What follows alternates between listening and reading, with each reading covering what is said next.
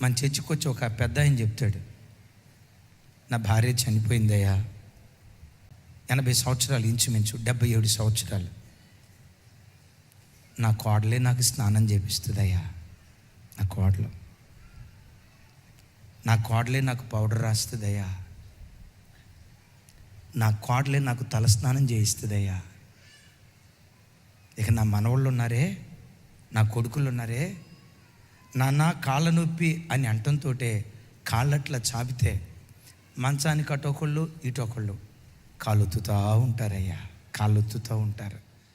పరలోకం ఎట్లా ఉంటుందో నాకు తెలియదు, కానీ నా ఇల్లే ఒక చిన్నపాటి పరలోకంలో ఉండటానికి దేవుడు సహాయం చేశాడు.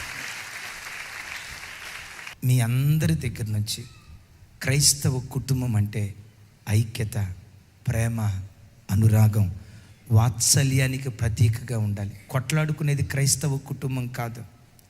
ముఖాలు మార్చుకునేది క్రైస్తవ కుటుంబం కాదు. ఎడముఖం పెడముఖంగా ఉండేది క్రైస్తవ కుటుంబం కాదు. నాన్న, నాకు మంచి భార్యనిచ్చిన అత్త, మామ, వృద్ధాప్యంలో ఉన్న తాత, వృద్ధాప్యంలో ఉన్న నానమ్మ, వృద్ధాప్యంలో ఉన్న అమ్మమ్మ, ఈ ప్రేమ, ఆప్యాయత, అనురాగాలు లేకపోతే నేనంట వాడు క్రైస్తవుడే కాదు. మనము దేవుని పిల్లలమని చెప్పడానికి రుజువేంటో తెలుసా? తెల్లబట్టలు వేసుకొని ప్రసంగం చేసింది కాదు రుజువు.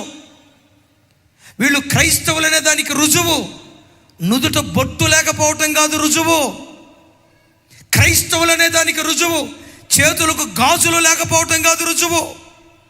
క్రైస్తవులని పిలువబడటానికి రుజువు మెడలో మంగళసూత్రం లేకపోవటం కాదు రుజువు. వాటన్నిటికి మించి మనం దేవుని పిల్లలమని దేన్ని బట్టి రుజువైద్దో తెలుసా? నువ్వు ప్రేమ కలిగిన వాడవైతే నువ్వు దేవుని బిడ్డవని రుజువుపరచడానికి ప్రేమ దాన్ని ప్రత్యక్షపరుస్తుంది. ఎందుకో తెలుసా?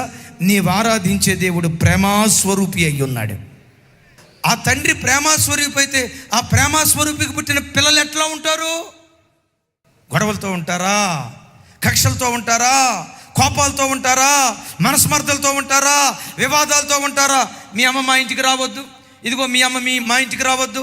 కొంతమంది భార్యాభర్తల మధ్యలో జరిగే గొడవ ఏంటో తెలుసా? ఇదిగో మీ అమ్మ నాన్నే రావద్దు అని భర్త చెప్తాడు, మీ అమ్మ నాన్న మా ఇంటికి రావద్దు. ఇప్పుడు ఈ తల్లి అంటది, మా అమ్మ నాన్న మీ ఇంటికి రాకపోతే చెప్పండి, మీ అమ్మ నాన్న మా ఇంటికి రావద్దు పోనీ. అసలు నేనంట వీళ్ళిద్దరిలో ఎవడు క్రైస్తవుడు కాదు. నిజ క్రైస్తవుని గుండె ఎప్పుడు ప్రేమ, ఆప్యాయతలతో నిండుకుంటుంది. ఆప్యాయత, అనురాగాలతో నిండుకునేది క్రైస్తవ్యం.